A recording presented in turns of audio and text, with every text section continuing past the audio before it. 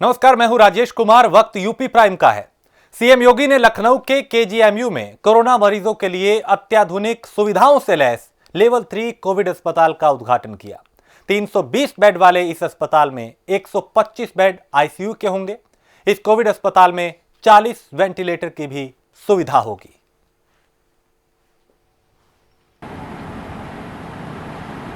320 bedded dedicated Covid hospital के लिए मैं केजीएमयू को बधाई देता हूं। प्रदेश की राजधानी लखनऊ समेत पूरा प्रदेश इस सुविधा से लाभान्वित होगा, ये मैं विश्वास के साथ कह सकता हूं। और इसलिए इस डेडिकेटेड कोविड हॉस्पिटल का वर्चुअल उद्घाटन करने की बजाय मैंने फिजिकली अपनी उपस्थिति यहाँ पर आवश्यक समझी कि मैं आपके बीच में आ सकूं, इसको देख सकूं, आपकी सेवाओं के लिए आपका अभिनंदन भी कर सकूं, धन्यवाद भी दे सकूं और साथ ही साथ आने वाले समय के लिए आपका आह्वान भी कर सकूं। मैं पिछले 15 दिनों में 4 डेडिकेटेड कोविड हॉस्पिटल का उद्घाटन किया हूं। एक हॉस्पिटल नोएडा में 300 बेडेड कोविड हॉस्पिटल का, इसके बाद गोंडा में 300 बेडेड कोविड हॉस्पिटल का। ये दोनों हेल्थ विभाग के द्वारा संचालित हैं और टाटा ट्रस्ट तथा बिल गेट्स फाउंडेशन के सहयोग से 300 बेडेड कोविड हॉस्पिटल हम लोगों ने वहाँ पे बनाए हैं, जिसमें लेवल 2 और लेवल 3 स्तर की कोविड पेशेंट के लिए स्वास्थ्य की सुविधा उपलब्ध कराई जा रही है। आज प्रातःकाल ही हम लोगों ने गोरखपुर में बीआरडी मेडिकल कॉलेज में 300 बेडेड डेडिकेटेड कोविड हॉस्पिटल को वहाँ पर लोकार्पित किया है और आज सायंकाल यहाँ पर चिकित्सा शिक्षा विभाग के द्वारा संचालित केजीएमयू के 320 बेडेड डेडिकेटेड कोविड हॉस्पिटल का हम उद्घाटन कर रहे हैं। यानी ये सुविधाएं बताती हैं कि कितनी तेजी के साथ, इससे पहले हमारे पास हर जनपद में लेवल 1 और लेवल 2 के हॉस्पिटल थे, कोविड हॉस्पिटल थे, लेवल 3 की सुविधा नहीं थी। मुझे याद है जब कोरोना का पहला केस उत्तर प्रदेश में आया था, हमारे पास एक भी बेड कोरोना उपचार के लिए नहीं थे, हमें दिल्ली भेजने पड़े थे, न जांच की सुविधा थी। आज हमारे पास यानी 15 दिन के अंदर हम लोगों ने लेवल 3 स्तर के भी इतने बेड्स बढ़ाए हैं। लेकिन अगर कोविड बेड्स की संख्या देखें तो हम लोगों ने लगातार इस पर कार्य किया। आदरणीय प्रधानमंत्री जी का बार बार मार्गदर्शन मिलता रहा और उस क्रम में हम लोगों ने जो कार्य प्रारंभ किया उसका परिणाम हमारे सामने है। 25 मार्च से लेकर के अब तक कोई दिन ऐसा नहीं जिस दिन मैंने 2 से 2.5 घंटे केवल कोविड से बचाव, उससे उपचार और उससे प्रभावित पब्लिक के बारे में केवल उसी को फोकस करते हुए बैठक न ली हो। पूरे प्रदेश के अंदर इन सभी कार्यक्रमों को लेकर के हमारा एक रूटीन का कार्यक्रम बनता है। मेरे सामने जब कोविड से संबंधित कोई बात सामने आती है तो एक एक जनपद की और एक एक हॉस्पिटल की पूरी तस्वीर पूरी पारदर्शी तरीके से मेरे सामने आ जाती है। कौन जनपद क्या कर रहा है, किस जनपद के किस हॉस्पिटल की क्या रिपुटेशन है और उसके द्वारा इस कोरोना कालखंड के दौरान किस प्रकार की सेवाएं दी जा रही हैं, ये स्थिति बहुत स्पष्ट आ जाती है। क्योंकि मैं एक एक पेशेंट के बारे में भी और एक एक व्यक्ति के बारे में भी जानता हूं, स्वयं उसके बारे में ऑडिट भी करता हूं, पूछता भी हूं कि आखिर इसका कारण क्या है। और इसलिए मेरे सामने सारी तस्वीर है, कौन क्या कर रहा है, किस स्थिति में है, कहाँ पे कौन लोग राउंड ले रहे हैं, कौन लोग नहीं ले रहे हैं, कहाँ पे क्या सुविधाएं हैं, किस सुविधाओं को वहाँ बढ़ाया जा सकता है। ऐसे ही टेस्टिंग में भी केजीएमयू उत्तर प्रदेश का पहला संस्थान था जिसने अपने यहां कोविड जांच के लिए लैब स्थापित करते हुए 72 जांच पहले दिन यहां पर करके दिखाया था 23 मार्च को, और 23 मार्च से प्रक्रिया प्रारंभ हुई। आज प्रदेश में हम लोगों ने कल 1,55,000 जांच एक दिन में की है। हमारे पास एक समय एक भी जांच करने की क्षमता नहीं थी। केजीएमयू ने 23 मार्च को पहली बार जो जांच की थी वो 72 टेस्ट किए थे आरटीपीसीआर के। आज हमारे पास आरटीपीसीआर के लगभग 50,000 टेस्ट प्रतिदिन हो रहे हैं। 3,500 के आसपास ट्रूनेट मशीन से भी टेस्ट की कोविड टेस्ट हो रहे हैं, और लगभग 1 लाख से ऊपर हम लोग प्रतिदिन एंटीजन टेस्ट भी कर रहे हैं। बड़े पैमाने पर एक कार्यक्रम चल रहे हैं और इससे काफी लोगों को बचाने में मदद भी मिली। हम उन आंकड़ों में जाना नहीं चाहेंगे कि अन्य राज्यों की और अन्य देशों के अंदर पॉजिटिविटी और डेथ रेट क्या है, लेकिन हमारा जो दायित्व है, हम अपने दायित्व का निर्वहन किस रूप में कर रहे हैं। और मैं बार बार इस बात को कहता हूं कि केजीएमयू, एसजीपीजीआई, आरएमएल, इनको तो पूरे प्रदेश के लिए एक मॉडल बनना चाहिए। कोरोना को लेकर यूपी सरकार पूरी तरह अलर्ट है। सीएम योगी कोरोना को लेकर कोई कसर नहीं छोड़ रहे। जहां सीएम योगी ने गोरखपुर के बीआरडी मेडिकल कॉलेज में 300 बेड के कोविड अस्पताल का उद्घाटन किया, वहीं लखनऊ के केजीएमयू में 320 बेड के कोविड अस्पताल का लोकार्पण किया। बढ़ते मामलों को रोकने के लिए लगातार कोशिश की जा रही है। आज एसीएस होम अवनीश अवस्थी और एसीएस स्वास्थ्य अमित मोहन प्रसाद ने प्रेस कॉन्फ्रेंस करके हालात के बारे में बताया और बताया कि क्या तैयारी है सरकार की उससे निपटने के लिए।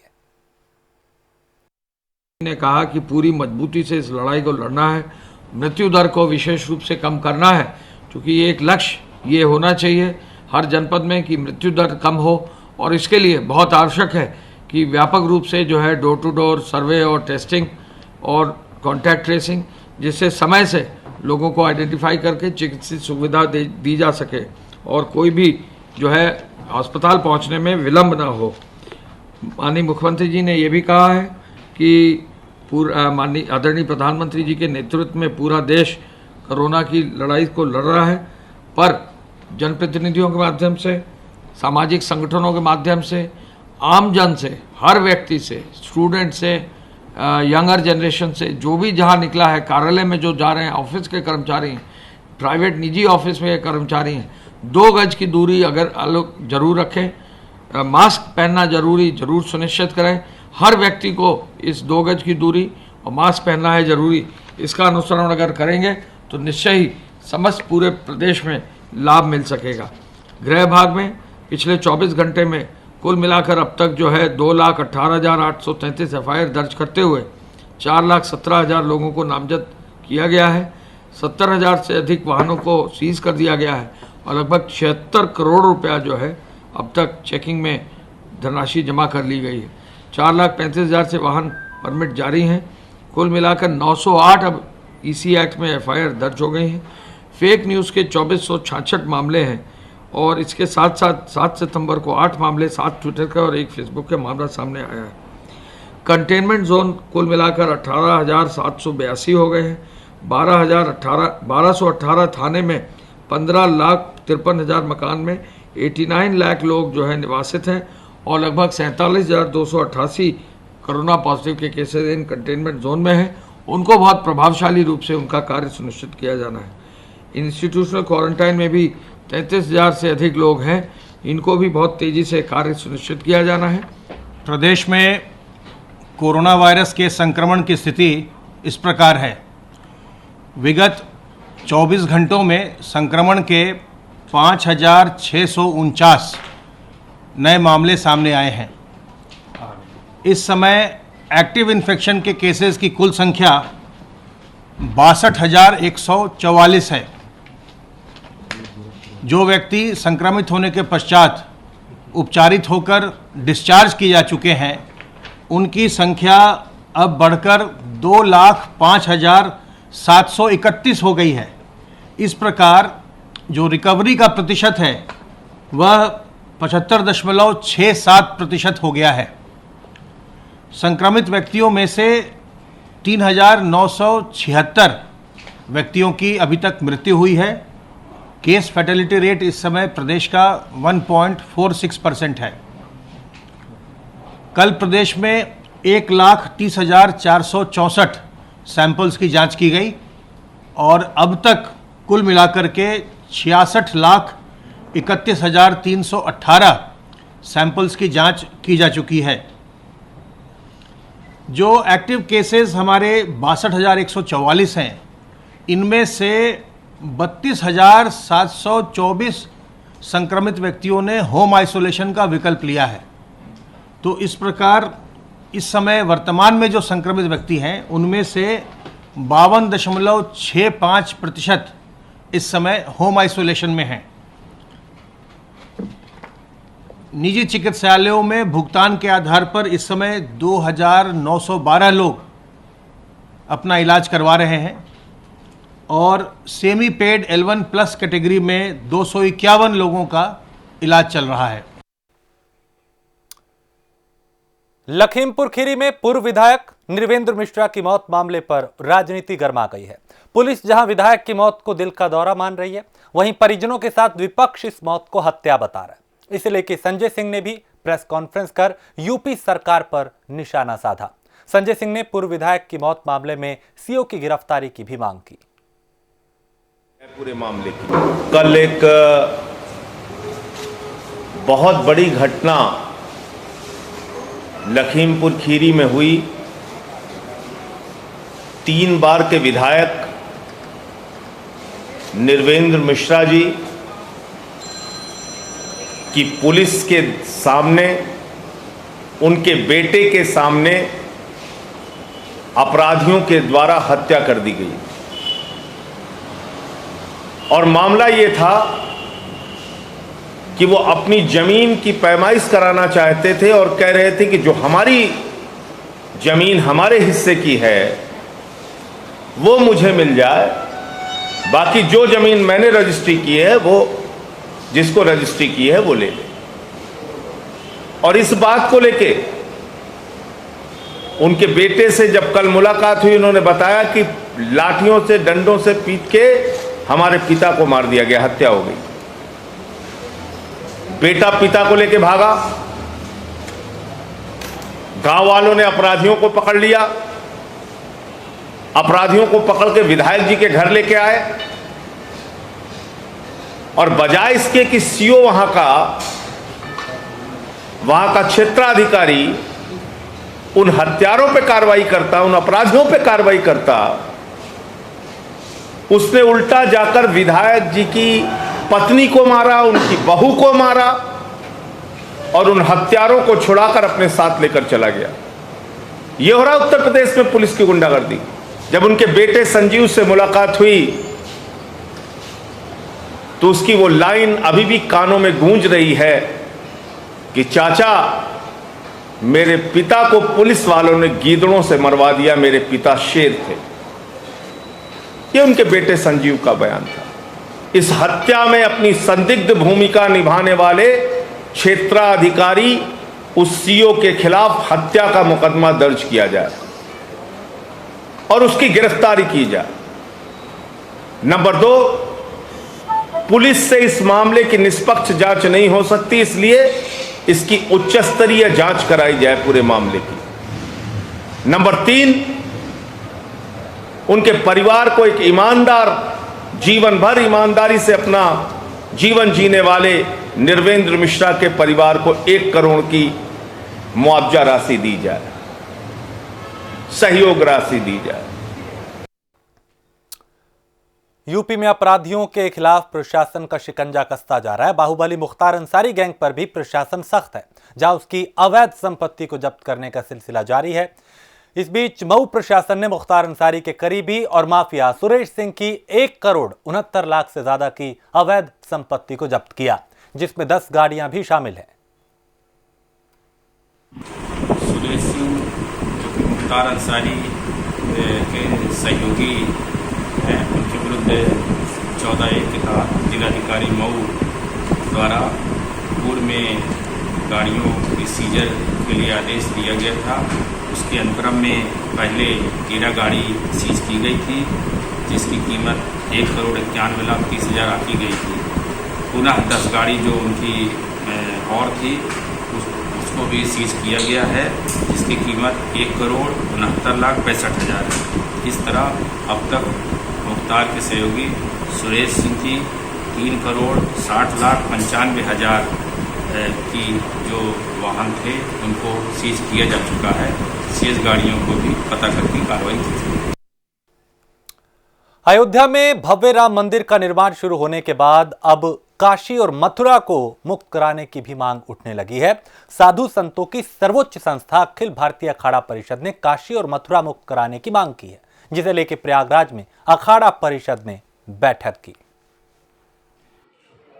अखिल भारतीय अखाड़ा परिषद की जो बैठक हुई, उसमें पहला प्रस्ताव जो पास हुआ है वो यह पास हुआ है कृष्ण जन्मभूमि और अयोध्या, वहाँ काशी में काशी विश्वनाथ और ज्ञान इनको जो है अखिल भारतीय अखाड़ा परिषद कोर्ट के माध्यम से लड़ेगा, सभी हिंदू संगठनों को इकट्ठा करेगा, चाहे वह विश्व हिंदू परिषद हो, चाहे वह राष्ट्रीय स्वयं संघ हो। इनके पदाधिकारियों से बात करके जो संवैधानिक तरीका है उसको अपनाते हुए इन दोनों स्थानों को मुक्त कराने का प्रयास करेगा, उसकी लड़ाई लड़ेगा। ये निर्णय लिया गया है काशी विश्वनाथ एवं कृष्ण जन्मभूमि मथुरा, इनको जिस तरह से आज हमें राम जन्मभूमि सफलता मिली है, हम लोग पूरा विश्वास है कि संविधान के माध्यम से, कानून के माध्यम से हम लोगों को उसमें सफलता मिले। महाराज जी, आपने कहा था कि पहले बात विचार विमर्श भी किया जाएगा, सभी पक्षों की सहमति भी ली जाएगी जो उसमें पक्ष का। वही आपसे कह रहा हूँ कि आम सहमति का प्रयास किया जाएगा। आम सहमति नहीं बनती है तो संवैधानिक तरीका से, न्यायपालिका तरीका से जैसे भी होगा अखिल भारतीय अखाड़ा परिषद उसमें अपना पूरा सहयोग करके आगे की लड़ाई जारी रखेगा। मुरादाबाद के मेहंदीपुर गांव में आज उस वक्त हड़कंप मच गया जब बेसिक शिक्षा अधिकारी अपनी टीम के साथ स्कूल का निरीक्षण करने पहुंचे, जहां आक्रोशित ग्रामीणों ने बीएसए की गाड़ी को रोककर उन्हें बंधक बना लिया। बताया जा रहा है कि एक दिन पहले स्कूल में खेल रहे बच्चों के ऊपर छज्जा गिर गया था, जिसमें इलाज के दौरान एक बच्चे की मौत हो गई थी और इसी बात को लेकर ग्रामीणों में काफी गुस्सा था। करीब 5 बजे की बात है। मैं लड़का था, वहाँ खेल रहा था, अचानक उसके ऊपर से वही वो कहता स्लिप के साथ वो गिर गया इसके ऊपर, स्कूल के अंदर। प्राइमरी स्कूल है सरकारी जी। यहाँ से थोड़ा ही दूर में प्राथमिक विद्यालय मेदिनीपुर है, वहाँ पर पता चला था कल शाम को 5:30 बजे बच्चे खेल रहे थे विद्यालय प्रांगण में, तो हादसा हो गया था। इसमें एक बच्चे का मौत हो गई थी और एक घायल था। तो उसी की वस्तुस्थिति जानकारी जानने के लिए विद्यालय में गए थे और गांव वालों से संवेदना व्यक्त करने, सहानुभूति व्यक्त करने के लिए गए थे और वस्तु स्थिति पर पहुंचकर वहां पे जो क्या स्थिति रही उसका देखने के लिए गए थे। मुजफ्फरनगर में सरकारी जमीन पर अवैध निर्माण कर रहे पूर्व चेयरमैन जितेंद्र त्यागी की गुंडाई सामने आई है, जहां उन्होंने अवैध निर्माण का कवरेज कर रहे पत्रकार पर साथियों के साथ हमला कर दिया, जिससे पत्रकार घायल हो गया। इतना ही नहीं, हमलावरों ने पत्रकार का सामान और बाइक भी लूट ली। ये मुझे जानकारी मुझे भाई है कि दोनों पक्षों में विवाद हुआ है। पत्रकार महोदय गए थे और उन्होंने कोई पिक्चर बनाने की कोशिश की जहाँ पे उनका कंस्ट्रक्शन काम चल रहा था, उसका उन्होंने विरोध किया कि आप क्यों बना रहे हैं। दोनों में कहा सुनी हुई है, आपस में मारपीट भी हुई है दोनों तरफ से तहरीर दी गई है, जांच करके आवश्यक कार्रवाई की जाएगी।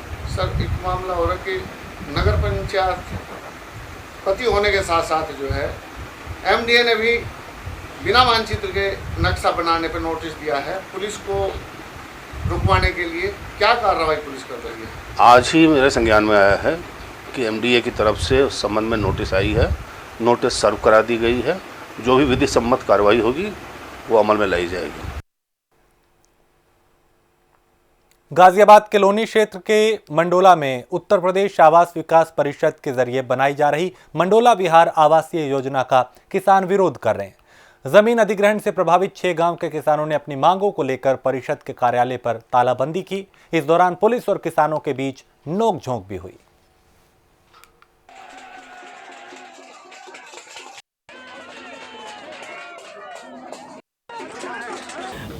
ये जो तालाबंदी है, ये हमारी तालाबंदी इसलिए है कि हम पिछले 4 साल से धरने पे बैठे हैं, लेकिन जिला प्रशासन स्तर पे हमारी एक भी कोई कागज़ नहीं है, उन वार्ताओं का कोई ब्यौरा नहीं है।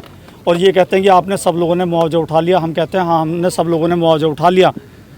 अगर गलत तरीके से किसी ने हमारी ज़मीन को हड़पा है तो क्या उसके लिए कोई प्रशासन, कोई शासन सुनने के लिए तैयार नहीं है? आपकी डीएम साहब से मीटिंग हुई थी, उसके डीएम साहब से मीटिंग हुई। उस मीटिंग में इनका इतना बड़ा घोटाला उजागर हुआ कि एक धारा है जिसे इमरजेंसी क्लोज बोलते हैं, वो भूमि अधिग्रहण की धारा है, धारा 17, उसको इन्होंने अपने कागज़ों में लगा लिया, जबकि ये उसके लिए ऑथराइज भी नहीं थे। और ऑथराइज हैं तो जिलाधिकारी हैं, और इन्होंने अपने कागज़ों में लगा रखा है। उन्होंने ये कह दिया कि इस पे धारा 17 लगी नहीं। हमने उनको कागज़ दिखाया तो इनकी बोलती बंद होगी। अब डीएम साहब जाने या ये जाने। बुलंदशहर पुलिस ने मुठभेड़ के दौरान 3 शातिर लुटेरों को गिरफ्तार किया। पुलिस ने इनके पास से लूटी गई कार को भी बरामद किया है, जबकि लुटेरों के पास से अवैध हथियार भी बरामद किया गया।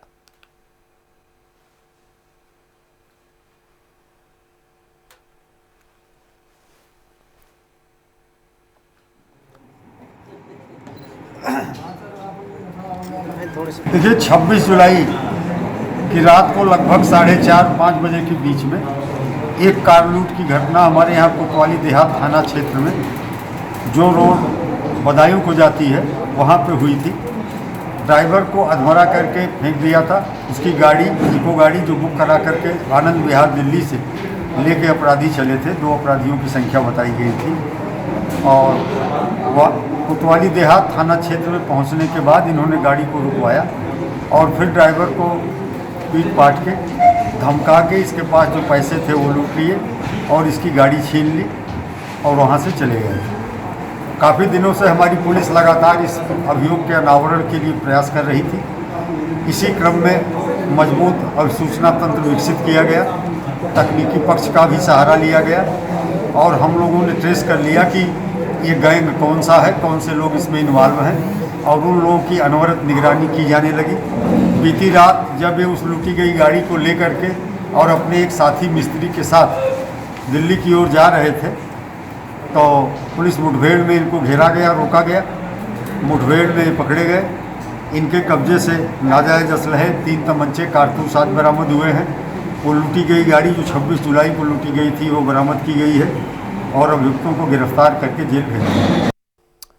मऊ पुलिस की एक शर्मसार करने वाली तस्वीर सामने आई, जहां पुलिस की वर्दी में घोसी कोतवाली का सिपाही नाबालिग लड़की के साथ रंगलेलियां करता हुआ नजर आया, जहां स्थानीय लड़कों ने पुलिस का वीडियो बनाकर वायरल कर दिया। 1 महीने के अंदर घोसी कोतवाली में ऐसी 2 घटनाएं हो चुकी हैं।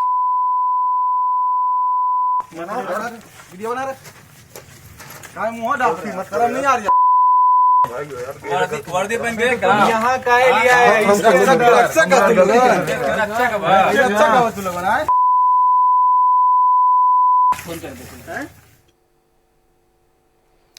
अलीगढ़ में महिला आंगनवाड़ी कार्यकर्ता 5 सूत्रीय मांगों को लेकर जिलाधिकारी कार्यालय पहुंची, जहां उन्होंने सीएम योगी को संबोधित जिलाधिकारी प्रतिनिधि को ज्ञापन सौंपा, जिसमें मांग की गई कि सरकार के माध्यम से कुछ दिन पहले सभी महिला आंगनवाड़ी कार्यकर्ताओं को 62 साल की उम्र के बाद उन्हें सेवानिवृत्त किया गया, जो कि बेबुनियाद है।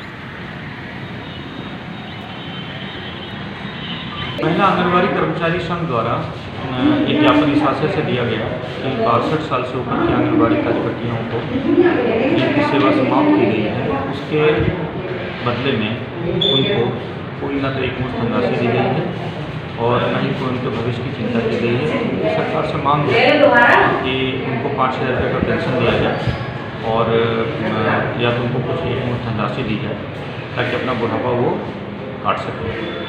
इसी पर उन्होंने माननीय मुख्यमंत्री को संबोधित ज्ञापन दिया है, मैंने प्राप्त कर लिया है और नियम से इस पर कार्रवाई करेंगे। और इसी के साथ इस बुलेटिन में इतना ही। देश प्रदेश की बाकी खबरों के लिए आप देखते रहिए प्राइम न्यूज़।